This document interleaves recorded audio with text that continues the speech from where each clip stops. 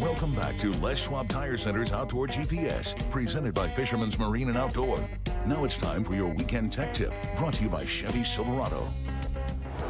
It's your Chevy Silverado Tech Tip of the Week. We got a couple of segments we're going to do with that with Jeremy here from Kokanee Kid Fishing. Now, there's a lot of different baits and things that are out there for a number of reasons, but when you have the man himself neck it down to baits that are going to be very successful, right? Things are going to change based on the day, right? Different conditions, you're going to need different colors. And, you know, your advice for folks that are going to be out there chasing them around, when would you change out, like from one color combo to the next? I mean, what would make you make a change in the gear that you're fishing? So normally if I go through a school of fish, you know, and I'm running my gear and I'm not getting hit, I'm switching it out. I mean, just immediately, you're not messing around. It's just right to it. Right. And then like, let's say I'm using something that's pink and I'm nickeling and diamond, catching onesie, twosies, you know, then I might pick another lure, leave that one on because I'm catching some fish with that one. Take your other rod and put something that's in pink, but maybe it's got a little bit of a different action to it. Okay. And then you just slowly dial it in. And there's big differences between,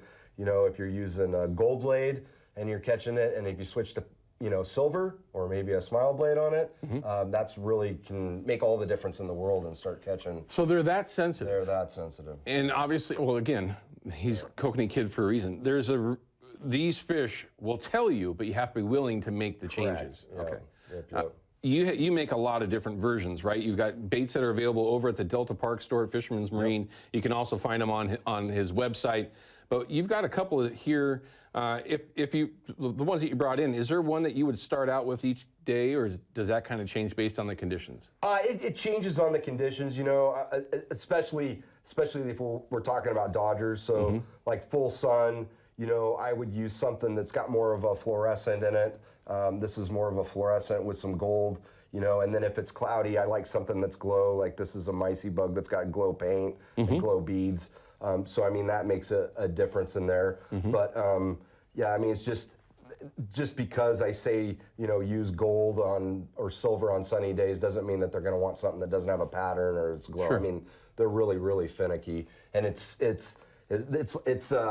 my dad always told me it's not usually something big that somebody's missing. It's usually one or two small things that makes the difference between catching a lot of fish and catching hardly any. So the little things make a big difference? Make a big difference in it. Let's talk flashers. Obviously, he is very fond of and for very good reason. I mean, I've got a lot of different sponsors that make different flashers, but there's a reason why he's fishing these.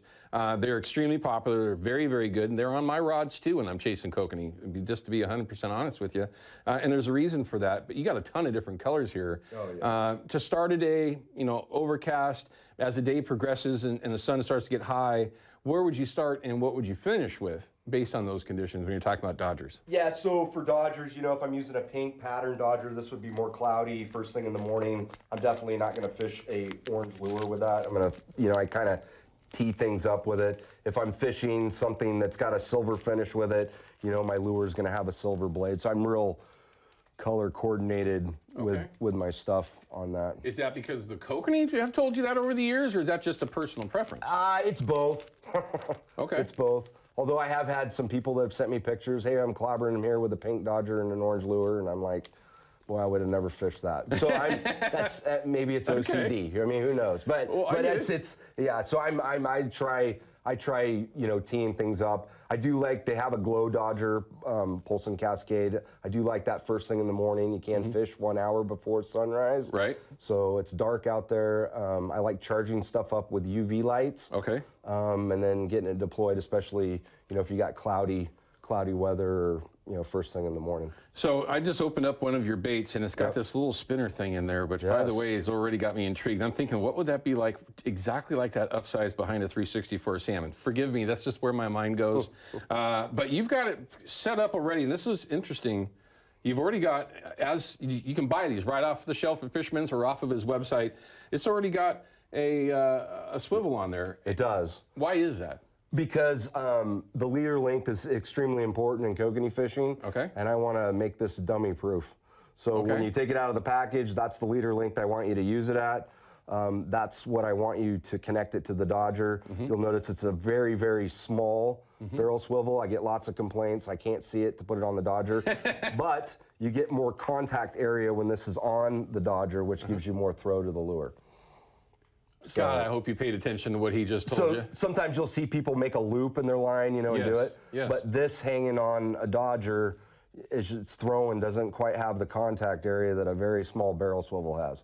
And it doesn't make sense to just tie direct. I mean, if you tie direct, you're going to get even more connection, right? But you can't swap it out. Yeah, and that would be the best option, but then you can't swap it out. Yeah, you want to be able to swap it out without having to retie everything. And on these particular Dodgers, pretty much all of them really have a clip on there at some point that you can just clip it right to it and just continually change through. Now, I got to back up a little bit. What length is that leader? 8 inches. 8 inches. Now, if you had, say, one of these new baits that I showed today, which are extremely popular already for Kokanee. It's a different bait. Kokanee cut plug from Brad's as well. Sure. They're bigger baits. They're different. They have their own action. Would you change the leader length? I mean, this is something I'm going to admit something. He told me this earlier, right? With the spinner blades on there, they're not bouncing around. Right. But the Dodger gives you that implementation. Right. So if you're using something like this that has its own independent action, you need it 28 inches back from the Dodger, because you don't want the Dodger to interfere with the action of that lure. Okay, so longer leader for this style of bait, a stuffer bait or the hot tails, right? An 8-inch leader. For anything that's like a wedding ring style, a spin and glow, a beaded spinner, a hoochie, they don't have their own action, so you really need that Dodger to impair that action. So I prefer 8 inches. Yep. Always, at all times. Always. And you'll hear people say, like during the spring, Sorry, Rain. I like a little bit longer, but I just make my action off of my boat speed on it. So if you're running something that's got 20 inches and 12 and 8 and 10 on your boat, and one's hitting, you can't replicate those all. So 8 is, in my opinion, the best of everything. And literally, you just saved me. Okay, and I've chased Kokanee, not a lot. Okay, my experience is on Merwin 99.99% of the time, but I'm always messing with those stupid lengths, right? And I've always got a loop on the end of my leader, because I find it's easy for me to do it that way. Right. We've all learned something already in the first segment talking about this stuff. When we come back from this break, let's talk about that white shoe peg corn. Correct.